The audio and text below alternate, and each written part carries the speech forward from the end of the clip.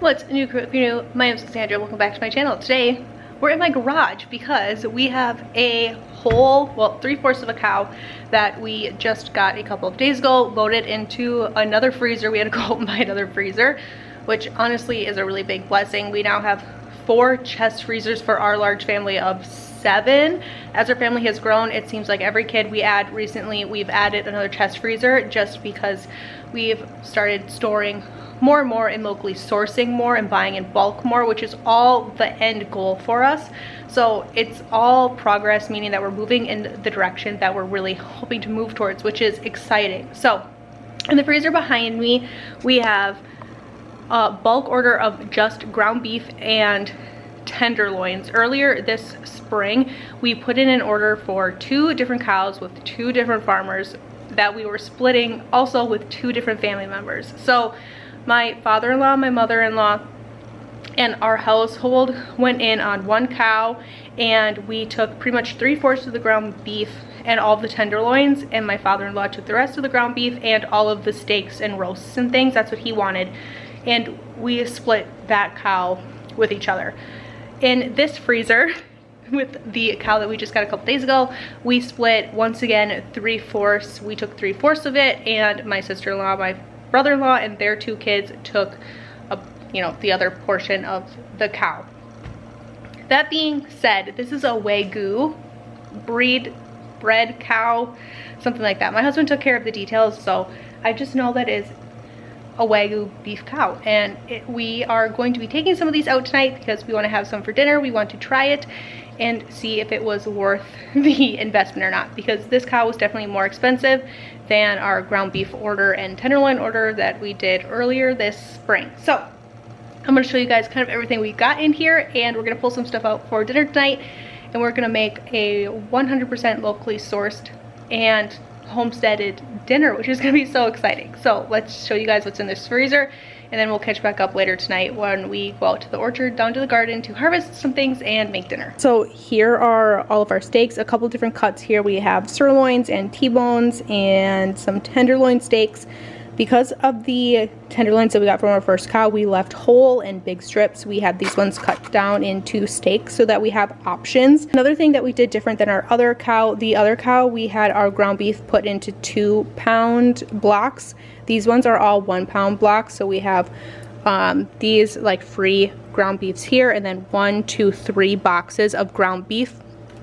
And this is amazing.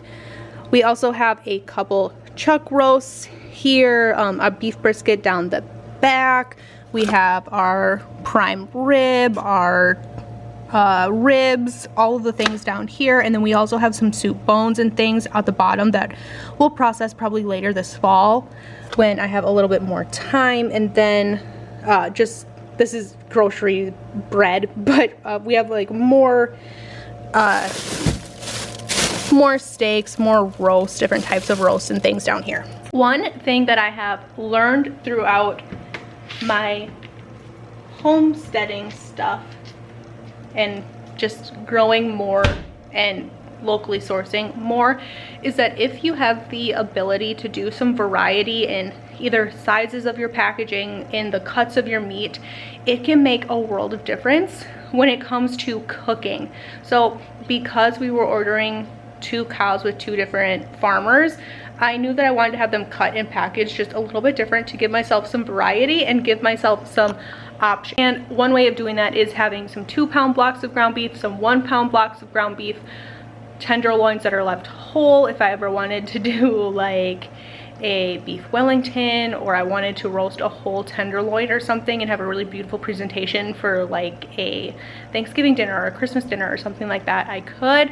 Having some already cut down into steaks makes a big difference. We do the same thing with our pigs. We typically will go through about 1.5 pigs a year. We get those from our neighbors right across the street, and I will do the same thing. Some of our pork I will have cut down into like whole hams. Sometimes we cut our hams down into smaller sections. It kind of depends on what we have left over from the ham earlier in the year. Sometimes, just depending on how quickly we go through our pork products, we will get a pig from them in the spring and then a pig from them in the fall, or sometimes it They do a handful of batches of pigs throughout the year, probably like 3, maybe 4 different batches of pigs a year. So it really just depends on when they have availability and things like that. So I will get things cut into different packages. Sometimes I get our sausages, like our breakfast sausages, pressed into patties. Sometimes I do them in links. Sometimes I will do them just whole bulk in like the tubes so that I can press them into patties, or I can grind them up or just ground them up and throw them in eggs for like burritos and things. So having the variety helps because it's also less things I have to buy from the grocery store, and sometimes it just comes down to convenience. Having some of those convenience items like the sausage links that are really easy to just throw into a pan is nice. And it's also nice to have a little bit of variety in what you're eating, because sometimes just having like all bulk tubes of breakfast sausage, sometimes you miss the links. So it's nice to get something different sometimes, and it helps you feel like you're eating more of a variety, maybe a little bit quote unquote normal, especially if you're just jumping into this and you're not used to kind of having a more limited variety of things. Because when you're just starting, it doesn't always feel like the variety is there. Sometimes it can feel really mundane, like you're eating the same cuts of meat all of the time. So this is why sometimes it helps to have variety. My brother-in-law also gifted us 2 massive bags of venison I have in the other freezer behind me here. And he got, I think, 2 deer last fall, maybe 3 deer last fall. He was very fortunate where we didn't get anything last fall. So venison is something where normally we would get all of our roasts from and all of our steaks from, but because we didn't get any, that's why we wanted to go ahead and make this purchase in a cow to still have those cuts of meat for that same reason we were just talking about. It gives us some variety, and those cuts of meat are really expensive at the grocery store. So that helps a lot. And he just wanted to gift some for us because that much deer for his family size is just too much. His kids are just little, so they're not going to be eating through that much meat. He didn't want it to go to waste. And of course, just he knows this large family that is always willing to take things. So he gave us some of his extras. I sent down some garden produce with my husband for them just as a thank you. And later this fall, once again, we will be preserving that venison. I actually want to can it. My lovely neighbors gifted us some canned venison last fall, and it was one of the most delicious things I have ever eaten in my entire life. So she's going to show me how she canned her venison with just some onions, and I think a little bit of beef broth is what she used. Absolutely delicious. So she's going to show me how she did that. I will share that with you guys. And I also want to make some venison stew, kind of like one meal in a jar. Some of our potatoes, maybe a little celery, some carrots, some onion, and our venison. It's going to be absolutely delicious. I cannot wait for it. So those are some projects that we'll take on kind of later in the year. But nonetheless, I'm going to grab out our cuts of meat here that I want for dinner. The kids want to do burgers, so I'm going to pull out a 1-pound section of our ground beef here, and then I'm going to pull out 2 steaks for myself and my husband because we are very anxious to try out the steaks. I think I'm going to pull out 2 T-bones, and we will kind of let those thaw out throughout the day, and I'll see you guys in a minute. I am out in the orchard this afternoon. I have a harvest basket and a knife. I'm coming out here specifically for anything we can do to throw in a salad for dinner tonight. Joe's gonna put some steaks on the grill, and I pulled out some ground beef for the kids. They want cheeseburgers, so we're basically out here to prep, do a little bit of grocery shopping for dinner, and just kind of check on things really quick. It's about 3:45. We usually start making dinner about half an hour from now, so let's check on some things, do a little bit of a, not a tour, but just a check-in on things, and do a really nice harvest for dinner tonight. Plus we'll make dinner together, so let's go.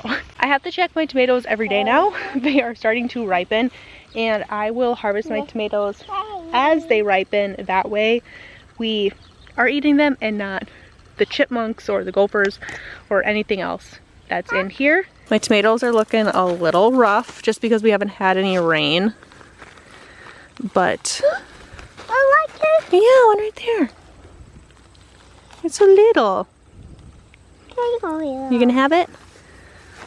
Tomatoes that have really been producing are my moonbeam ones, which are these yellow kind of teardrop shaped tomatoes. They always do really well for us and they're a family favorite, but they're really great. I also like to harvest these early because they're really prone to splitting if they get too ripe. But my tomatoes are looking a little rough. We haven't had a lot of rain recently, and I also haven't re-hooked up the sprinkler system to get these watered. I've harvested one slicing tomato off of my early girls. That was 2 nights ago. Look at the size of some of these tomatoes. They're getting huge. I'm pretty sure this is a Brandywine, so I'm really excited. I'm eyeing up that big one right there, waiting for that to turn because that is going to be delicious. These are some of our Abe Lincolns. They're just now really starting to put on flowers, so I don't know, but we'll see. The plants look good other than them being a little dry at the end, so hopefully they produce some tomatoes. So just a small harvest of tomatoes for today. From the raspberry patch, we've been picking off about a couple handfuls of raspberries every day the last couple of days, which is really exciting. Plus a little bit of blackberries too, which is cool. But the main thing I'm out here to do is pick off some of our, what is that called? Zucchini. And to harvest some lettuce. So all of my brassicas are really taking off, all my broccolis and things. Next year, I'm 100% going to invest in some bug netting. I lost 2 of my cauliflowers to cabbage worms. They just totally rotted everything out. So that being said, next year I'm going to make sure I get bug netting on these right away. I've always had some sort of cabbage moss, cabbage worms. I've never had them to this extent, and it's really just because I moved things a couple yards, you know, to the left, and we're in a new garden space, and they're just really bad in here.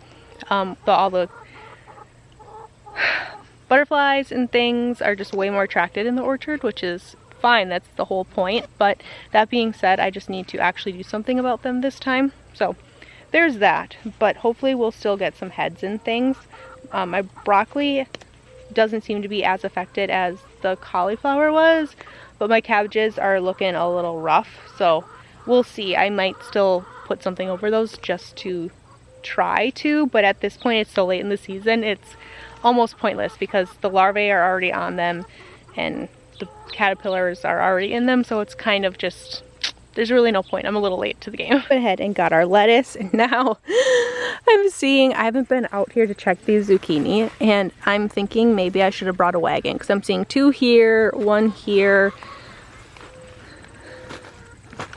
another 1, 2 there. I probably should have brought a wagon. So, and this is just a couple plants. Oh my gosh, I'm seeing another one here. Okay, these are the best my cucumbers have ever done. It's so exciting. I've already canned so many things of pickles between my pickles and the ones my mother-in-law has given me. So that feels really good. I just canned another batch of pickles yesterday. I got another like 6 quarts or so. And I put some jalapenos in some from the garden as well. I have a couple jalapeno plants over here. And we did some spicy pickles. So always excited about that. Trying something new. But let's see what we've got going here. I never did trellis up any of my snap peas. We've kind of just been letting them be. But we have a couple of different variety in here and they've been doing really well. I actually have enough snap peas this year to preserve. And I think we're going to be doing that sometime this week. I'm unsure what I want to do with them yet. I think I want to get some in the freezer with some green beans for stir fries and stuff throughout the winter. But I'm also thinking about maybe pickling some, just because I have a whole gallon's worth and my peas are still going really strong. We're getting about, I mean, a good amount every single day still. So I don't know, we'll see. All of these sunflowers are just days away from actually opening up, and we get to see what color they are. The girls are really excited about that. We have some more zucchini here and more zucchini that need to be harvested. And then these are my sweet peppers. The girls just picked these for me the other day, so I don't think there's going to be really anything on here for us to pick, but a couple flowers, a couple baby peppers coming in, which is always exciting. The last thing I'm going to do while I'm out here is check my green beans. Our green beans have been so prolific recently, so trying to keep on top of those. I have like 4 gallons of green beans in my fridge right now that need to be preserved, so everything in time though this time of year, slow and steady. But we also have our first broccoli head of the season. There's one there, another one right in there starting to come in. The other ones aren't quite there yet, but I like it when they're a little bit staggered like that. I have a couple different types of beans in here amongst all the weeds. Weeding is not my priority this season. Some of them are just starting to put on flowers, and some of them have straight up beans. So you can see some baby beans in here. The weeds make it hard to see them all, but all of the shade is actually doing the plants a lot of good. It's keeping them a lot cooler and helping them stay so they don't have to water them as much, which is actually kind of weird. You would think it would be the opposite, but it's not. I'm not seeing any beans over here yet either, so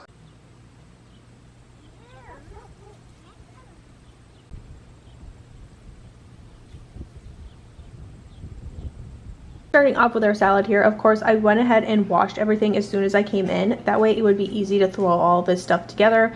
Lettuce, cucumbers we had left over in our fridge. We have so many cucumbers right now, it's crazy. So I'm throwing these things in absolutely everything. I feel like a cucumber pusher recently because they're in everything. And whenever the kids ask for a snack, the first thing I always offer is cucumbers. We're gonna throw in some of the tomatoes we harvested, plus that early girl that I had in my kitchen from the other day. Basically, these salads turn into dump whatever vegetables we have in a bowl and get it going. I also added some snap peas, some carrots, some cheese that we get from a local Homestead shop, as well as some little ham chunks that they sell at that local Homestead shop as well. It's become one of my new favorite places. They also sell so many different like coffee things and coffee creamers. So I've been in and out of there a lot recently, trying new products kind of every time I go in there. I went ahead and got the kids burgers whipped up. One thing I did notice about this meat is how much fattier it is. I had to wash my hands constantly. I always do that when I'm handling meat anyways, but the residue left on my hands was crazy with how much fat content was in this beef, kind of like all over the place. But I got the kids burgers pressed and in the cast iron. That is our favorite way to have burgers, plus our steaks as well. Cast iron always. I seasoned those bad boys up and got them kind of going in some butter and just, you know, watched them, flipped them. I'm going for a little bit of pink in the middle with our burgers as well as our steaks. Personal preference, that's how we like them here. I'm adding in some of our onions. These onions are fantastic. We're growing 2 different varieties of onions this year. One of them is new to us and it's this like sweet Spanish style onion, and it is delicious. It caramelized up so well. They tasted like little candied bits in with my steak. Fantastic. I 100% will be growing them again, and I'm really hoping that they store well over the winter. Finishing our steaks off with a little bit of butter, and I'm cooking our eggs in the same pan I cooked the hamburgers in because there was so much fat left in the bottom of the pan, and we're gonna fry up our eggs in that kind of mixture here. The only thing that is not homemade or locally sourced are the hamburger buns. I pulled those out of my freezer just because we had them. We're going to use them up. But other than that, everything was 100% locally sourced or homegrown, and this was a fantastic dinner. It's always cool when you can set a goal for yourself and reach it in something like this, even as in a dinner as simple as this.